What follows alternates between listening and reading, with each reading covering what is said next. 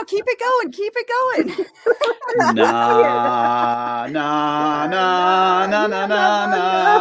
that's enough. No copyright. No. Hey, Judd.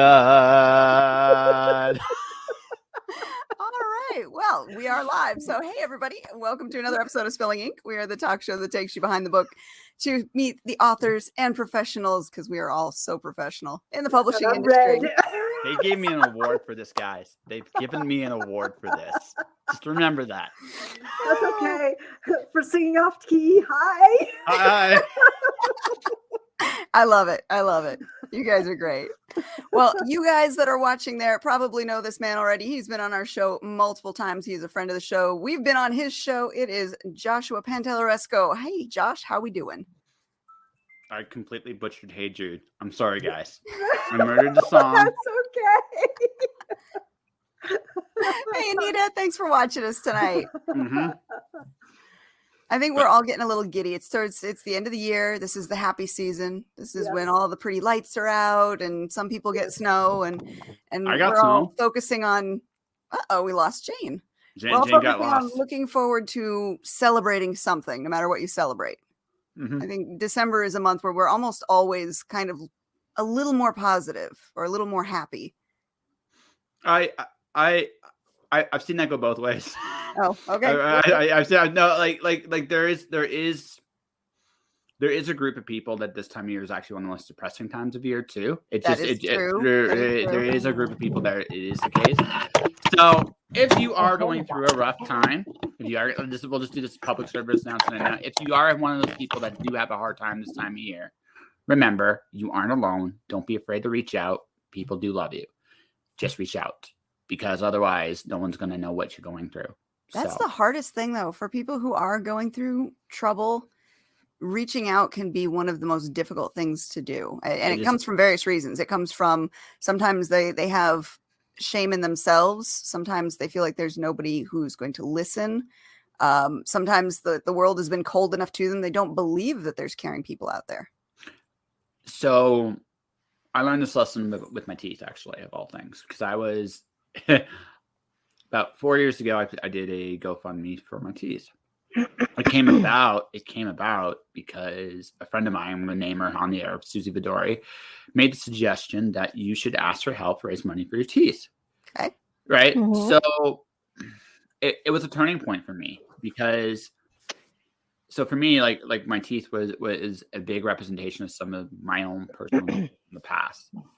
And I was ready to fix my teeth. I just was ready for it. And when that moment came, anger and other issues I had came to the surface. I didn't realize were still there. Mm-hmm. Because you think you deal with some things, and then when you're actually ready to fix some things, those emotions that you thought you had under control, Buried as deep. my earpiece falls out, trained professional that I am. That's okay. My camera died because we sang so badly. Yeah, that's right. It just gave up. It said, that's it. I quit. Yeah, it did. I'm like, what? I murdered one camera, has been murdered on the air. I am proud of myself. I am genuinely proud. I murdered the camera. Anyways, that'll set here. Does the camera have a name? I should ask this. Logitech. Go. I can't say that on the air. It's Logitech. No. I'm glad you're dead. I mean, Wow. rest in peace. Yeah. Yes. Wow. But, yeah. I'm like, I have no idea what happened. It just went off air. I'm like, ah. Do we have a record for how quickly we've spiraled off topic? Yeah, sorry. I'm sorry. the first 15 seconds was pretty much went off topic, so it's all good. Yeah, but to finish my story on there, Susie made the suggestion to ask for help, and it never occurred to me to do that. My family is not the type of people to ask for help, and I realized.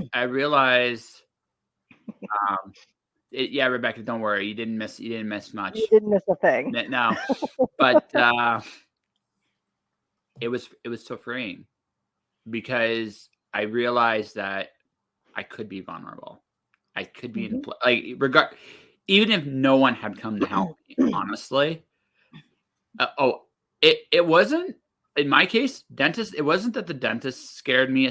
It did a little. I wouldn't be 100% honest, but I didn't say it didn't scare me a little bit. There were other things on the inside I needed to deal with. And, but being open and honest and vulnerable about those things for the first time ever, I actually dealt with a significant amount of demons that I otherwise, I don't think I would have had them all. It was one of those things because I was ready to solve the problem and I opened up. A lot of my answers and a lot of the things I needed to deal with happened. And that was because I asked. Yeah. So then after the money was raised, I went to Mexico like around the first of the year. Mexico is awesome to get your teeth fixed, by the way. Okay. Yeah. Right. But no, it's like asking for help is a tough thing because it means you're vulnerable. It means you're human. Yeah. Ironically, that's when you're at your strongest though. Because it's when you can acknowledge your vulnerabilities, that you're honest. And you're in a place where you actually in a place of strength. You're acknowledging your pains. You're acknowledging you're being authentic. You're acknowledging a piece of yourself that often you armor up against. So it's ironic. Yes. I will respectfully disagree. That's okay. That's it. Not showing a soft underbelly to no one. That's okay. You don't. I asked for help at the store because I can't reach the top shelf. Oh, and here I am climbing up the shelf. I've done that too, but I'm looking at the shelves that are stocked full. I'm like, I can't do that. Not without bodily injury. At the same time, there's just that point of lazy too. Is it really worth the effort of me climbing up for that thing? Right. If somebody else is willing when there's a tall person right there. That's right. Is it worth it? Exactly. Different ways of approaching it. But that also is based on how we were raised too and what we've dealt with going through. If you've gotten help when you've absolutely needed it from others, then you probably will be more likely to ask for help. But if you've gotten smacked in the face when you've asked for help, you're going to be way less likely to ask anyone for help. It goes both ways a little bit for sure. But ironically enough, for me, it was a big unlearning lesson because my I love Becca. Hey Becca, how you doing? But but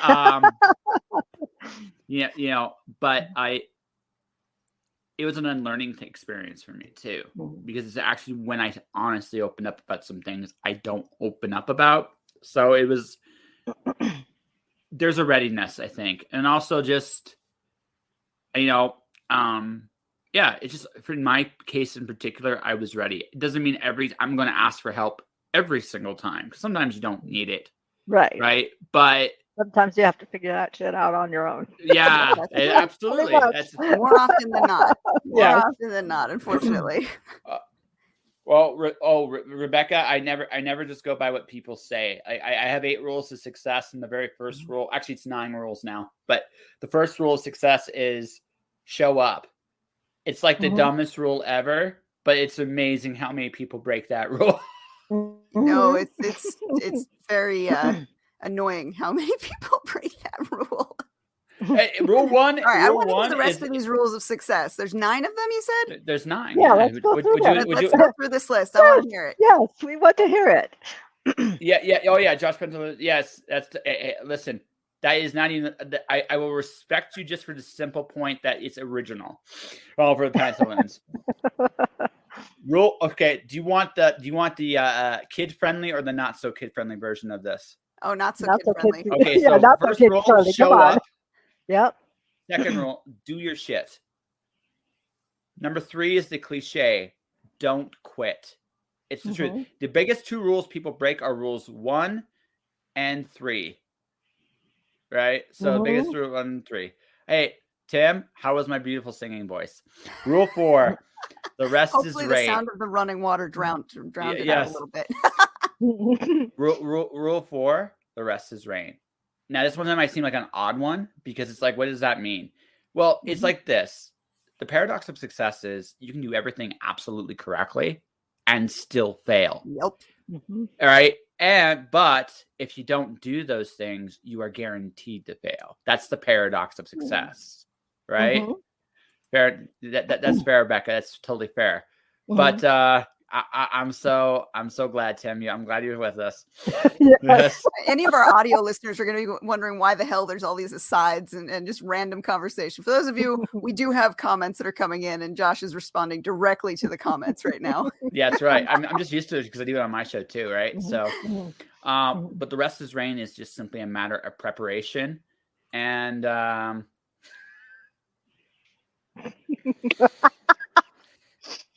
am amazing. Anyways, but the thing is, like, so then your job, like the ultimate job, then you have when you realize that you don't have necessarily control what the result's going to be, is do everything you can to prepare yourself for the opportunities that come, and that's so which leads to rule 5: get the fuck out of your way. And this came to a very when I was nominated for the Aurora for my show, I actually asked the question of how I got there. And one of the things I realized is I looked at who I was honestly. What am I good at? What am I not so good at? And if I can avoid my weaknesses, right? How did I get here? What do I do well? What are my weaknesses so I can either avoid them or minimize them? Because obviously no one's perfect. But those are the thing I understand is it keeps me going in the realm of success. Since then, Alice 0, my first book in the Alice series, has been nominated for the Elgin Award. So I've been nominated, and so recognition, right? I keep doing the things that work for me. Rule 6: be grateful, be charitable. Always thank you. Always appreciate the little bit. Rule 7: no excuses. So there is no excuses. You do it or you don't. And really, the rest of it doesn't fucking matter. Rule 8: stay uncomfortable, because that's where you grow. Often your fears and your discomforts are the places where you need to go right into the heart of, because those are the keys to your freedom. Every single time, it's where you grow, right? Rule 9: do not fall in love with outcomes. Something I've been very, very aware of is we have a tendency to fall in love with, if we do this thing, this will happen. No. Better instead to go, keep an open mind.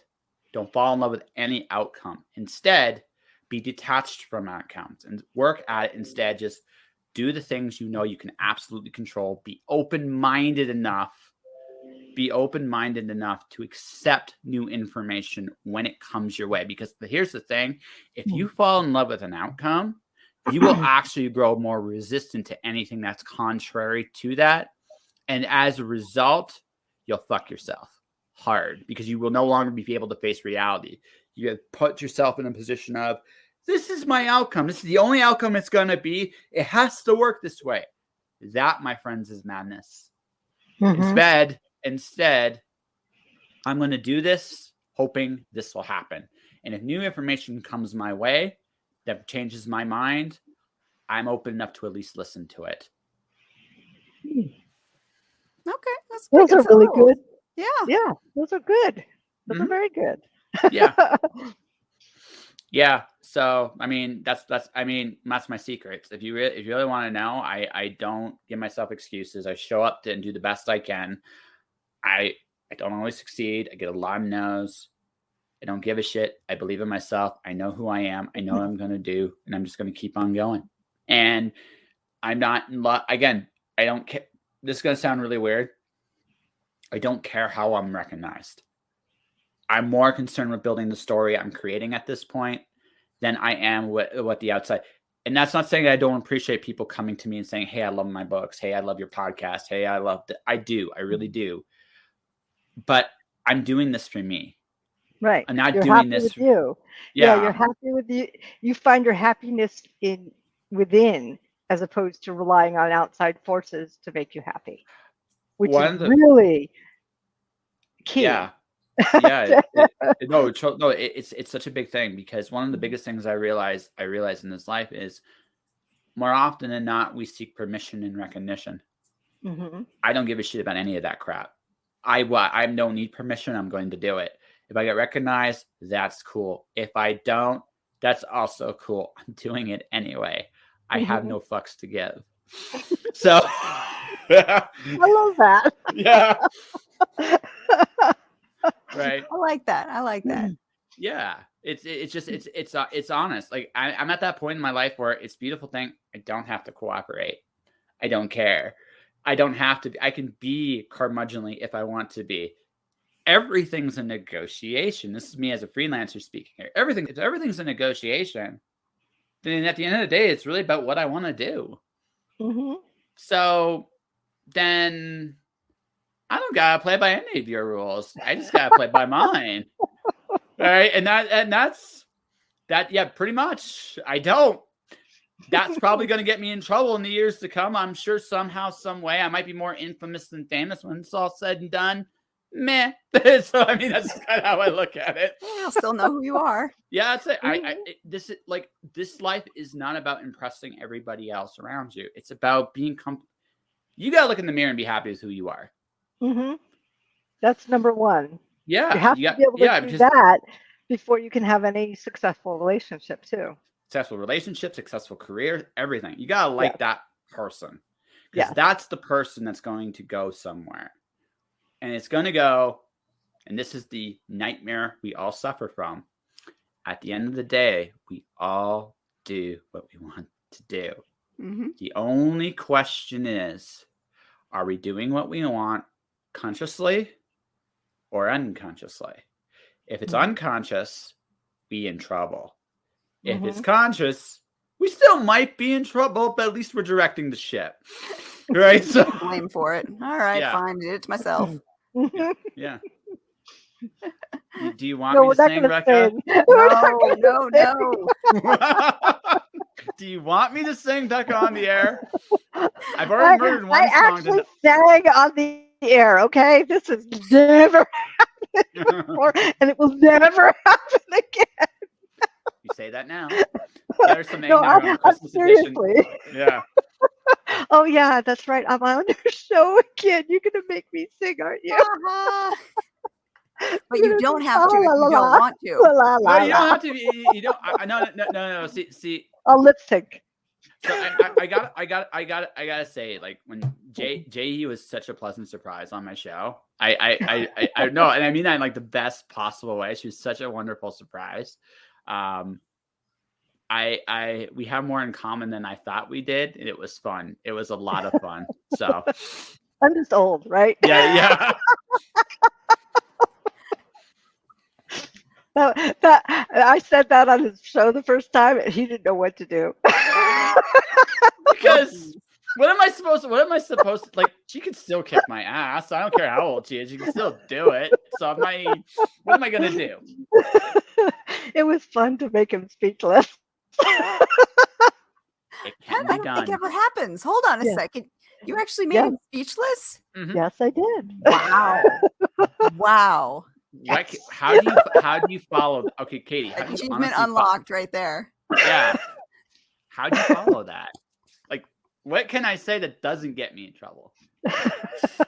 Yeah, not much. Yeah. All right. Well, let's push it around to something positive then, because you do have some recent achievements that we need to talk about. Yes. Okay. So, where do you want to start? The book or the new show? What do you want? Where do you want me to go? Let's go books first. Okay, so I did a sequel to Alice Zero. Alice Zero got nominated for the Elgin Award this year, which I think is really cool. I don't think I won it, but that's actually really cool that I got nominated for it. And then my sequel just literally came out 3 days ago. So yeah, you're on fire. Yeah. So Alice 1 is the official plot is Alice plays Jason of the Argonauts in croquet in the Greek underworld in a labyrinth. Okay. Yeah. Cool. Yeah. Very Wonderland. So Alice. So for those of you who don't know, my Alice series is a mashup of Alice in Wonderland and Greek mythology. Cool. Right. And Alice is Pandora.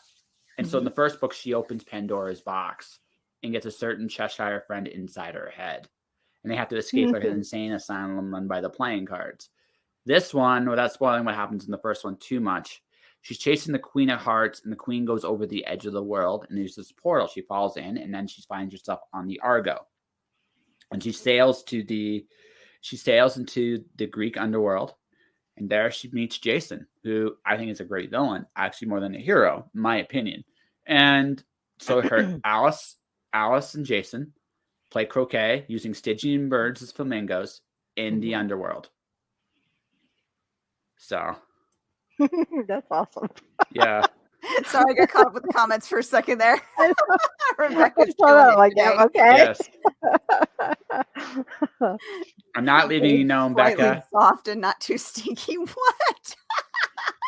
She's met me. She can say that. I'm hungry. No, that says the book is very fun. Like cool. Yeah. That sounds wicked cool. I have to. Yeah, I like get it to the top of my to be read pile. Well, no, so like because Alice and Pandora, if you sit there and think about it, is the same story. It really is. Because Pandora is curiosity compels her to open the box. Alice's curiosity compels her to go down the rabbit hole. Right? It's the same story, really, when you look at it at the end of the day. So now I'm having some fun. I get to mash up Wonderland characters with Greek gods and monsters and everything else like that. And sometimes just there's not really mashups, they're just true aspects. It's really fun. No, Jason is a villain. And mine, he's an asshole, a total asshole. I had a lot of fun writing him. My favorite character to write, though, in that story, I always enjoy writing Alice and the cat's interactions, because the cat is in her head and in her shadow, which I think is a really neat they have a very interesting relationship, and I really, really had a lot of fun with it. And I modified it even slightly, even compared to the version Joe got. Their interactions are very sisterly, actually, which is kind of fun. I like it. So it's been nominated for awards. The first one was, anyway. Yeah. Congratulations. It's brand new, ready to be. Oh, and you said it just released. It literally just released. Yeah. Wow. Sequel. Yeah. All right. Is there going to be another book after this? Yes. So the first book was Alice Zero. Uh-huh. The second book is called Alice 1, as in WON ? Okay.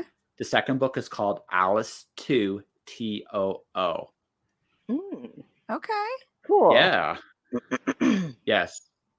And now, how are you finding time to write this? Because you have so many other things you're doing, which we're going to talk about here, because that's part of your achievements so far. Well, I've been a freelancer so I've been doing the freelance life pretty much seriously from it definitely has its moments for sure. I'm not going to spoil it too much. No spoil. Joe. No spoil too much. Mentioned a few things, but I didn't spoil it too much. So I've been freelancing seriously since the pandemic started. See, I because of my own personal history, the pandemic didn't impact me the same way it impacted a lot of other people. I've had a sickness where I've lost control of my body. I've also come face to face with my own mortality. There is nothing about this time that scares me at all. Good, bad, or indifferent. That's just how I'm wired.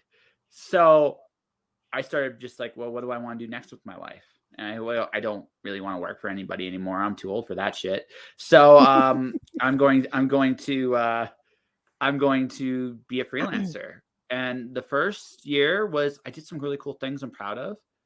But at the same time, it was like there was always that thing in the back of my mind, well, what if I screw up? So I did some temp work off and on. I was in Windsor, Ontario still at this time. I'm in Canmore, Alberta now, just to give you an idea where I'm at right this minute. I'm making one of my guests in particular very jealous that I have mountains beside me every day. It's great. The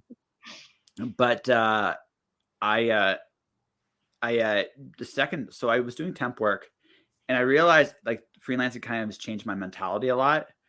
I cannot look at a job, like an actual like day job, the same way anymore. I don't see myself as an employee. And freelancing is very much a mental game. It really, really is. So what's happened to me is since July, I have made more money in the 6 months I've been a freelancer, right, in the last 6 months than I did in the first year. a lot as to my mentality. And I now do a show where I'm talking about Canadian immigration. That's evolved. The podcast has been a regular thing on Twitch. I've been published in Writers Weekly, Author Magazine, I'm Here With Magazine. Missing one. Where am I missing? Done Anime Herald the year previously. I have now a resume for article writing, plus my first comics column. Then I've been writing. I've also written. I started drawing.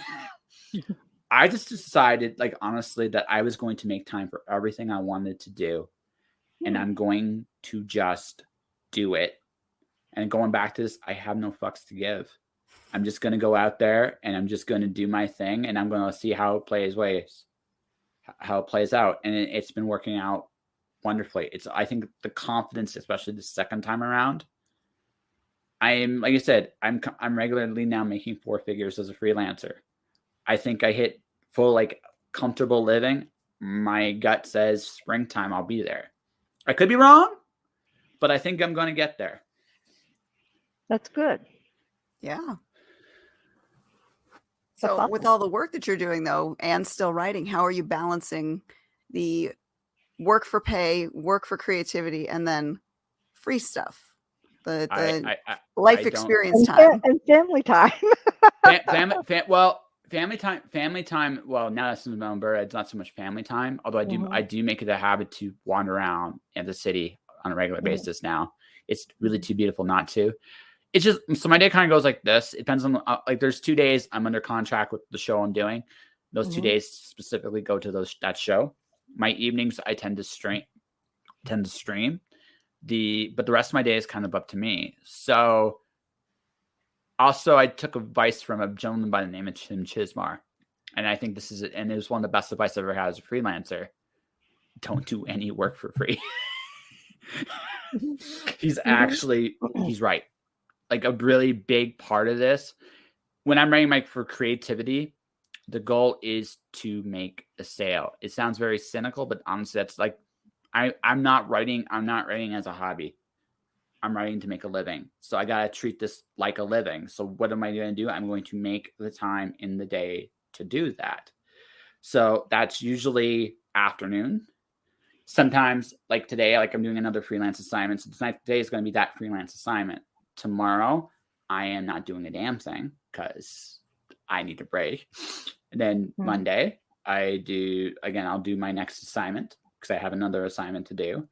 And then in the afternoon, I'll carve a niche to work on because I have my next book ready to go, which I'm writing and drawing. And that book terrifies me because I'm writing and drawing it, right? But it's the next step in my process. And then so that's my work. That's my creative work for the month of December, is doing that new edition because I have a personal deadline of Christmas, and I want to give that book to beta readers because it's a perfect time for a lot of people to read, is that holiday. So that's my goal. That's a deadline. And then I do my podcast. I've already got my podcast booked all the way to for the rest of the year, so I don't have to do any of that stuff.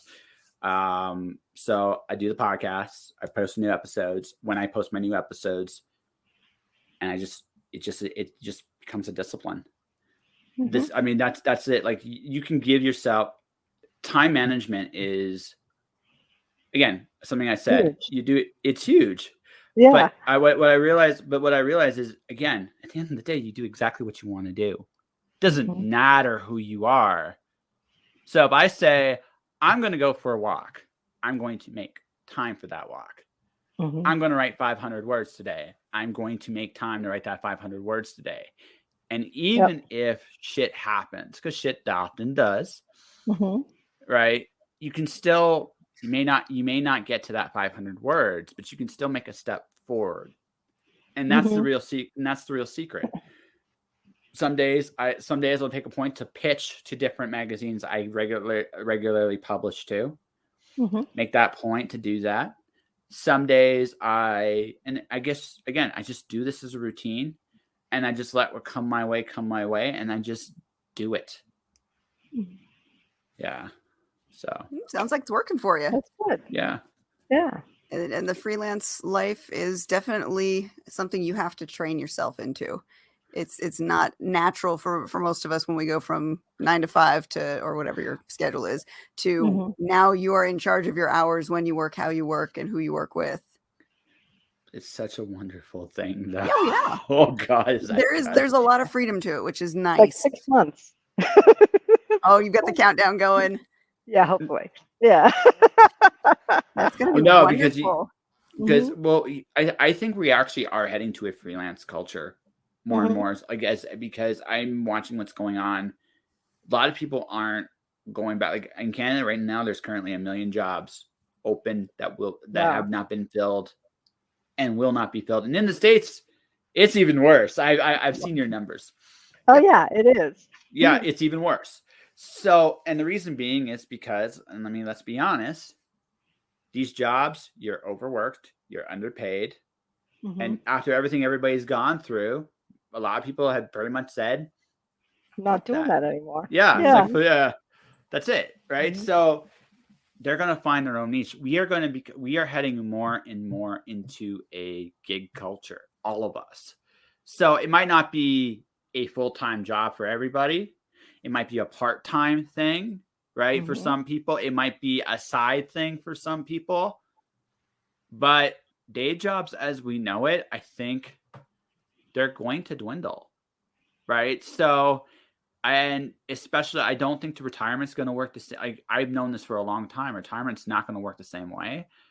And I think that's going to become much more the reality. There's no such thing as a permanent job. There's no such thing as a permanent situation. It's one day at a time. So there's no loyalty to anybody anymore. Well, there hasn't been loyalty in corporate America for a while because it's all at this point at will employment. So in most states, there are some that have some things, but in most states it's at will. So it's like, we don't need you anymore, or we need you for 130 hours a week.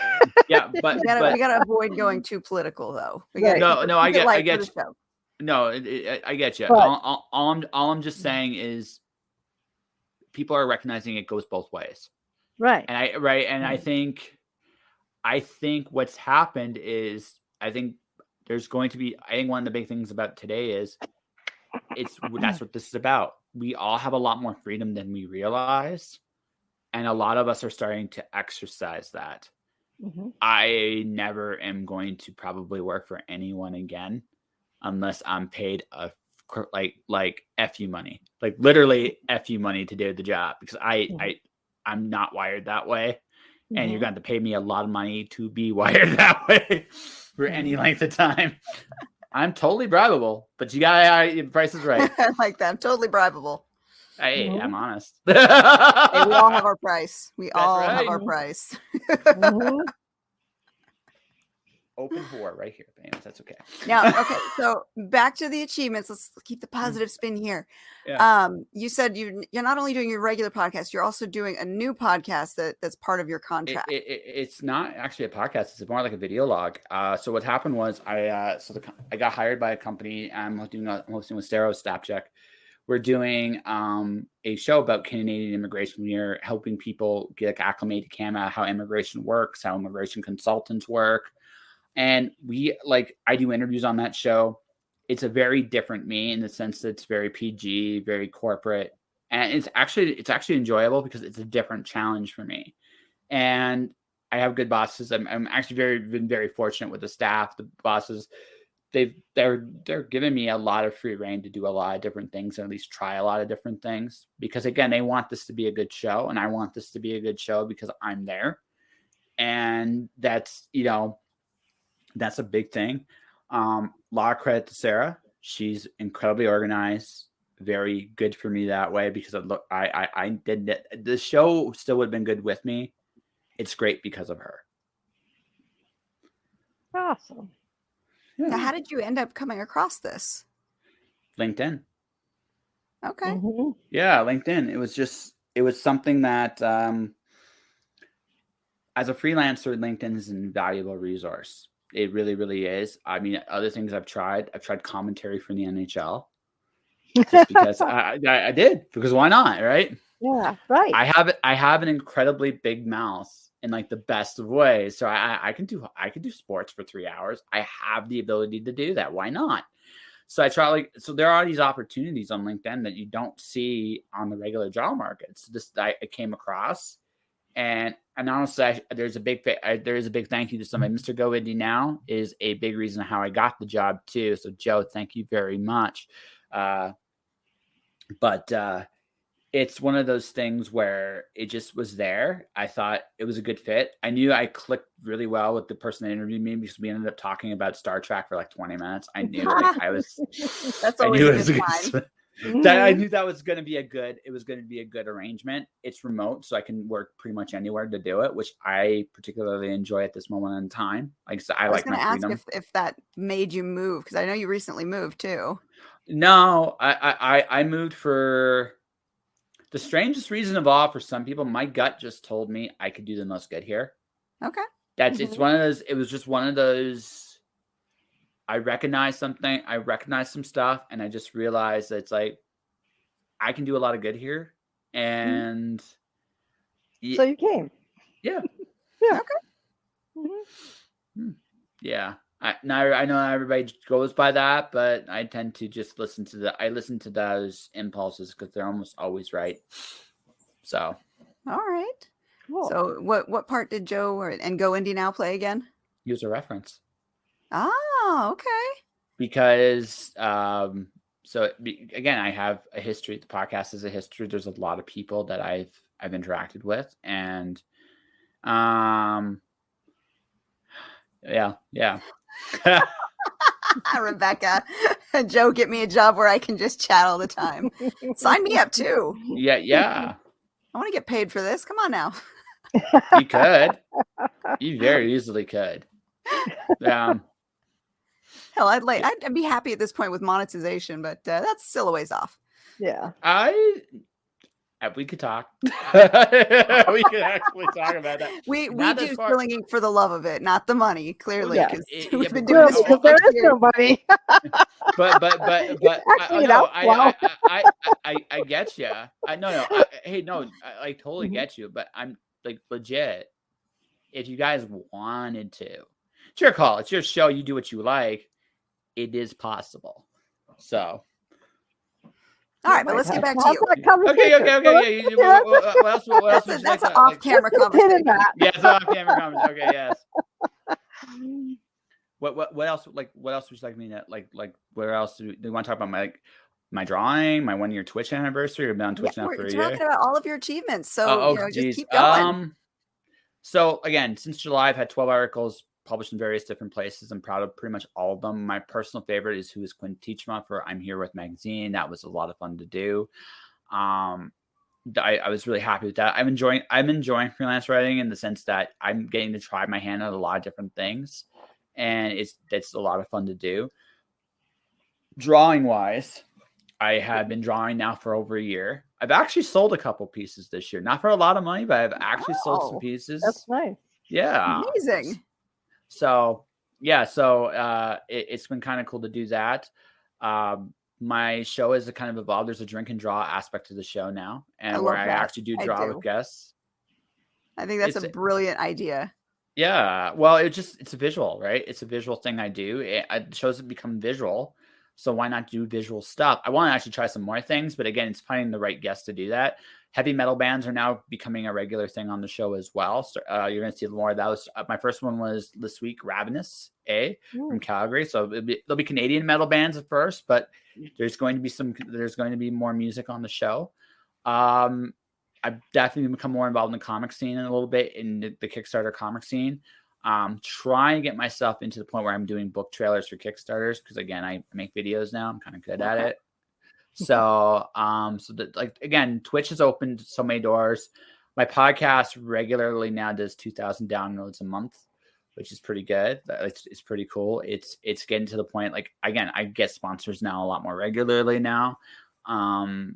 So that's happened. And I do owe it to Twitch. Twitch is an amazing community. I'm focused more there than I am on YouTube, just because I'm YouTube doesn't quite have the same, and that's not knock to anybody on the YouTube here, by the way. I enjoy the energy and in Twitch a little bit more. Sure. I'm, like I said, I got a book I'm writing and drawing right now.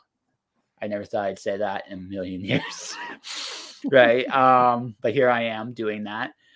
And the show I'm doing for immigration is going really good so far. So, I mean, I'm not quite to the point where this is a living where I want making the money I want to yet, but I'm a lot closer.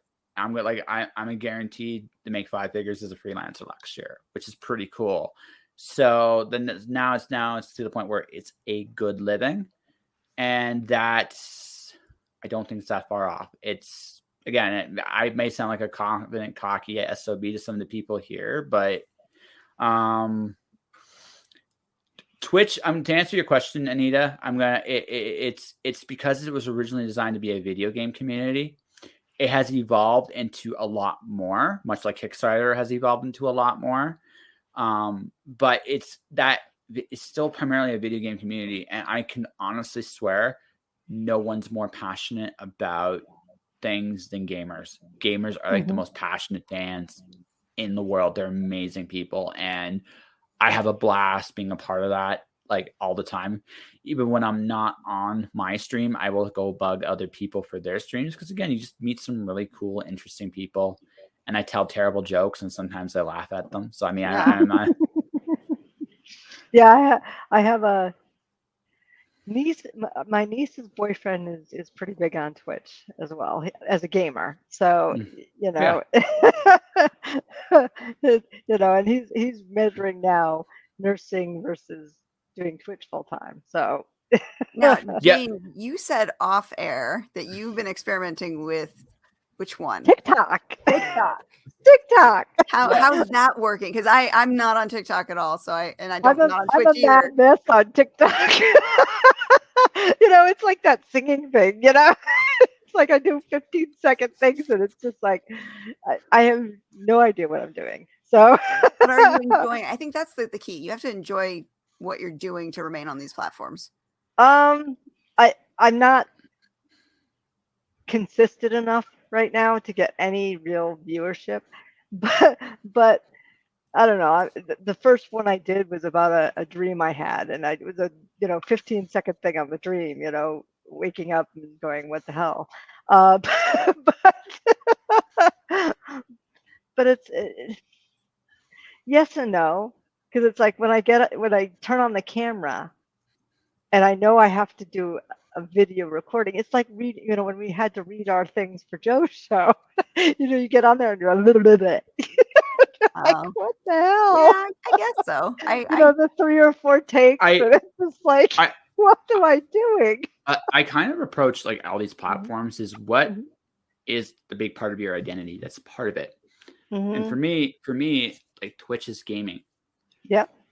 My very first signing was a terrible failure, but I learned one of the most important lessons in my life doing it. And that was, how could I get people to come to my event? Because I did everything wrong. I didn't promote it. The store was in like this hidden little nook and cranny in the city where you literally had to know it existed to find it. So I had this really fun idea that I would, I had the guy, the owner's son who was there with me, print out arrows, right? Print out arrows. And we taped them on the sidewalk, like a breadcrumb trail. People followed them. It was probably one of the most important lessons in my life, because it taught me something very important about marketing, right? And the biggest lesson I learned about marketing is, if I go to you, hey, I got this amazing product for sale right now for the low price of this, very quickly the mind will just like go into this like little happy place where it's like, I don't hear you anymore, leave me be, right? Or right? Yep. Or if I do this, will you leave me alone? Right? It's one or the other, right? Now, but if I go like this, hey, you want to play a game? Now that's a different response. Now you're like, what kind of game? You're not not interested. You may not be fully committed, but you're at that point where it's like, okay, what's the game? You're curious. Yes. Right. You've hit the curious button. Or you're instantly, nope, don't want to. I have never met that in my life. I'm the contrarian today. Don't mind me. I'm here to play devil's advocate. That's okay. Do you like ice cream? Yes. No, not you, Jane. Hey, do you like ice cream? Do you like ice cream? Which kind? Okay, so there you go. You're not a contrarian, because if you were true contrarian answer would have been no, and I would have called you a liar on the air. But that's okay. Then when you tell me the ice cream, then I say no. I baited you into the next question. No, you didn't. So I already got the answer I wanted. So there you go. It like the thing is, right? I just learned this. Like, if you play and interact with people and you make it a fun, people don't care so much about your product or what you say, or even to some degree what you read. It sounds sad as a writer in one sense, but here's the other sense. We're trying to make people feel something. So, and people remember that. People will remember they won't necessarily remember how terrible my jokes were, or how bad I butchered an Aerosmith song literally in front of everybody, to the point that I tweeted about it. It's like, I'm sorry I killed your song, Aerosmith fans. I'm so sorry. Right? But they won't remember that, but they will remember the fact that I made them laugh. They remember the fact that I made them feel like there's a little bit of joy in their life. That's what people remember. So my marketing, the way I approach this whole thing, I'm going to have fun, because if I have fun, I'm encouraging everybody around me to have fun. That may not be everybody, but it's not about getting everybody. It's about getting a group of people to find that wonderful ice cream flavor that you've made. Right? I have this wonderful, unique ice cream flavor. And you're like, and Katie's like, it better not be Tiger Stripe. It better not be freaking Tiger Stripe. Right? She's not laughing. She's just like, Right? Tell me the ingredients in this ice cream. Croquet and Stygian birds and other things, right? Anyways, there's other, but that's the thing. I get these people come, and people that go down this will get this feeling of hopefully wonder, magic, a little bit of the absurd. And occasionally I sneak up, and quote Joe, I sneak up on you and make you think about some things in a profound way, because that's how I write. That's what I care about. And in turn, maybe what you care about. And maybe I make that difference. And you won't necessarily remember what I say, but you'll remember how I made you feel. Mm-hmm. And every form of marketing, that's what it's about. It's not about a sale. It's about making a connection, establishing a relationship. It's about making people feel something. Absolutely. And if you can do that, if you can legitimately do that. I apparently amused Rebekah, but yes. I totally feel like the lawyer who turned himself to a cat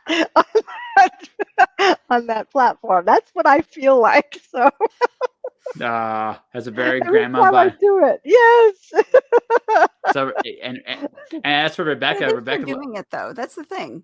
I have yet to really embrace Twitter or just not Twitter, TikTok, and what's the other one? Twitch, because I don't know. I'm so used to what I'm doing. I'm the old lady in this situation. I'm so used to my tried and true. I don't want to jump into anything else. But it does look fun from the outside.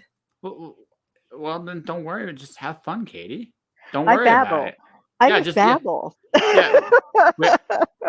She dabbles and babbles, and so do I. I have a big mouth. The only difference is they gave me an award for it. That's the only real difference.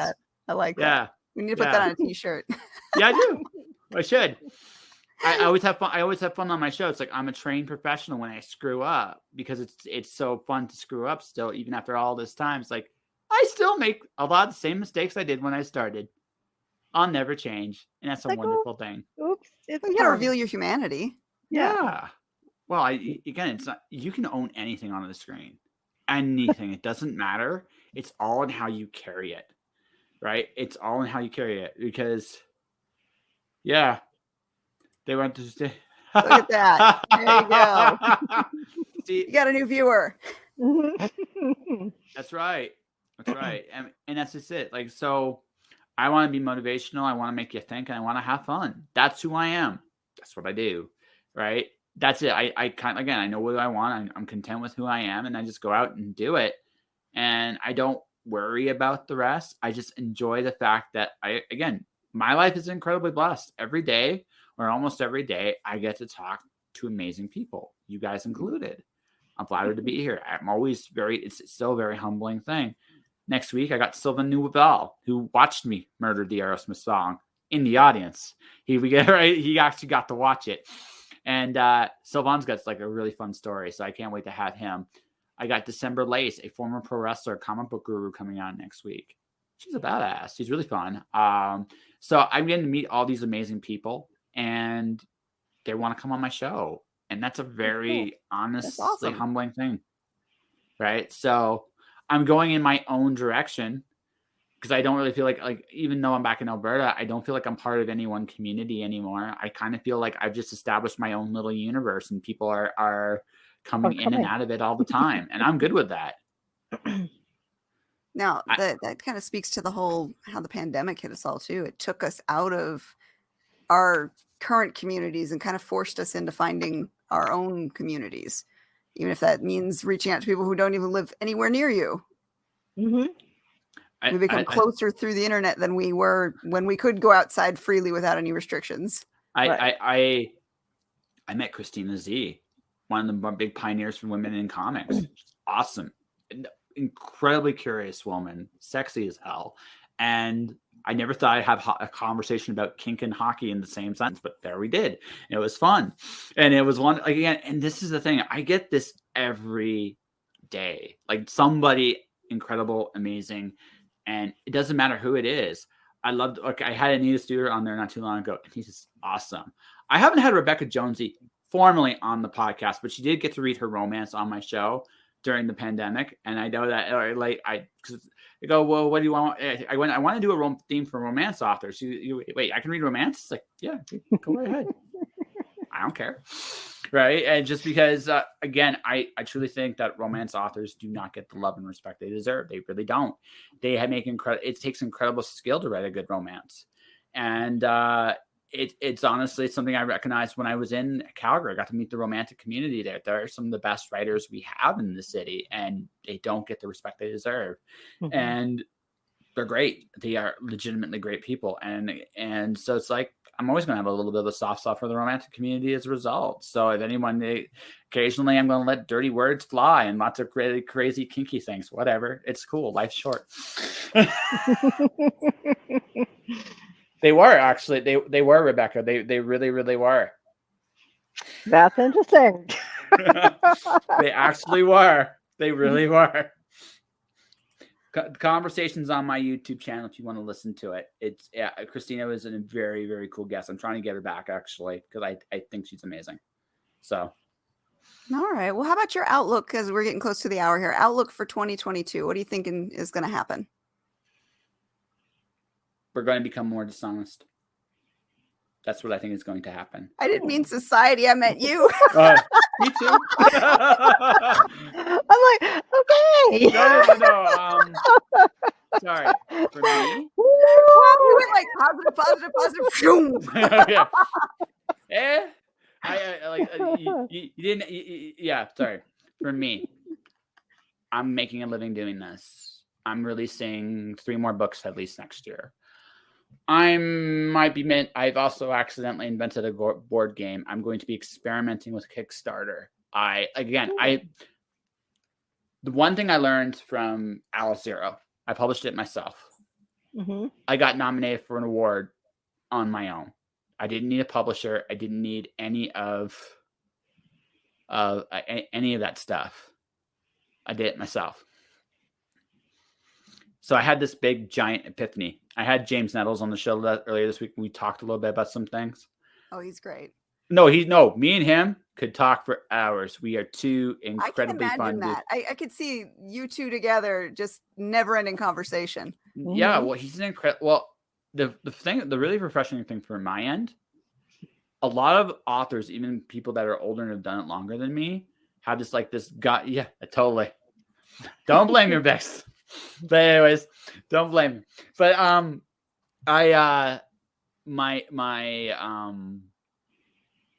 he's incredibly smart, and somebody like me very happy with who he is.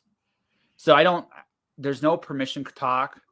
We're just bullshitting about stuff we both care about. And it's some of it's different, but some of it's the same stuff. Like again, we both have a very similar mindset on the business and where it's going and where we think it's going to end up. And ultimately, one of the things I asked him is like, what's the big 5 or big 3 or big, like, there's going to be a cap where the big 5 end up, but they're going to get smaller, and you can see it coming. But I had this epiphany this year that traditional publishing is a niche, and it kind of changed my whole outlook. It's like, why limit myself? And that might sound like a very arrogant statement, but the truth of the matter is, with Kickstarter, with Twitch, with all the, like, there is so much room for people to, I almost forgot. I'm also teaching a podcasting course at the Speculative Fiction Academy. I did this podcasting course this year. You can go learn all my dirty little secrets. I even have as a cool little bonus in the course, I teach you all how to do the basics of making an audiobook for Amazon.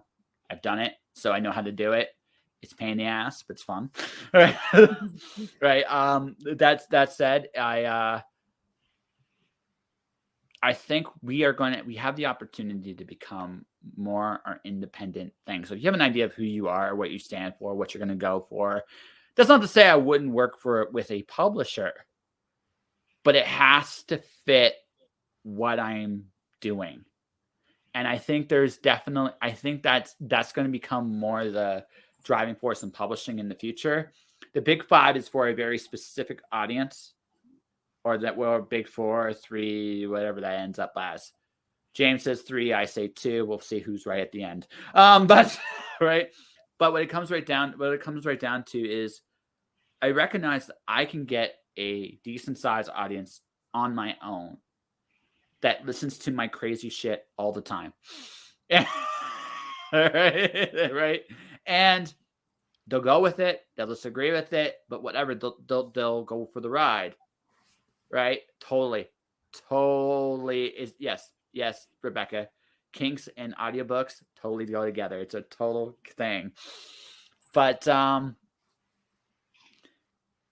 I see myself doing more and more is, like, I'm comfortable with who I am.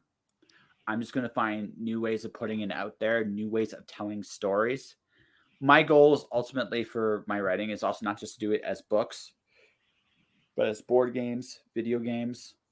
Notice I'm not saying movies. It's not that I'm against doing a movie, but honestly, I think there's more long-term value in getting a video game and my stuff out there than there is in a movie at this point. That's just my opinion, because I think video games is the last true great frontier of intellectual property. That's just my thing. So that's what I want to get in. That's where I want to go. So that's going to be my outlook next year. Keep making great books, keep putting out podcasts, have great people come on, make a total ass of ourselves. It's going to be great, right? Maybe I'll get myself some more awards. Maybe I don't. Try to get the people on my big 10 that I haven't interviewed that I want to interview. Try to get another one of those people off that list, right? Mm-hmm. That's a big goal to me. I'd love to do that. And just keep seeing where I can take things, because I don't see limitations. I think you can do absolutely anything right now, and I'm going to just keep doing stuff. I love it. I love your positivity, and we will have to check in with you again next year to see how that's going. Yeah. Maybe what I'll do next year, so actually, I'll show people real quick here. I didn't show you guys this one. I did show you guys this one. I'll show you.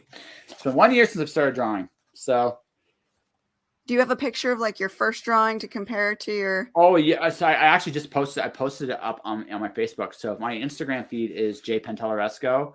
November 27th, 2020. You can see my first real picture I posted on the air. Okay. But it's just December 2nd. So this. Hold on, let me make your screen big here.